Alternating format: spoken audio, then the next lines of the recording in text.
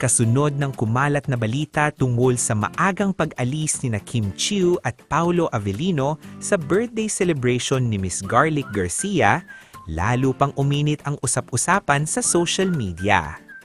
Ayon sa ilang source, matapos umalis sa party ay sabay pa rin umano ang dalawa at tila diretsyong umuwi na sa bahay upang magpahinga dahil nanggaling din sa showtime si Kim bago tumuloy sa party.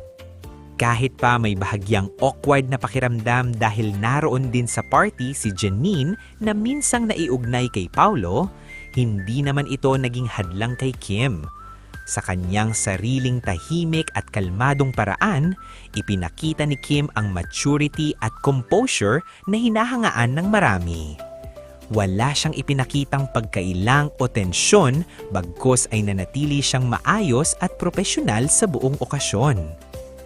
Para sa mga nakapansin, malinaw na kayang-kaya ni Kim harapin ang ganitong sitwasyon ng may dignidad. Ipinakita niya na nauunawaan niya na bahagi na lamang ng nakaraan ang anumang namagitan kina Paolo at Janine.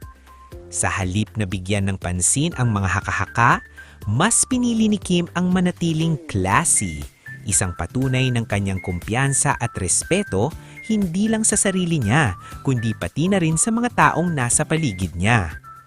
Habang patuloy ang pananahimik ni Kim at Paolo tungkol sa tunay na estado ng kanilang relasyon, hindi pa rin napipigilan ng Kim Pao fans ang kiligin at magbigay ng kani-kanilang interpretasyon.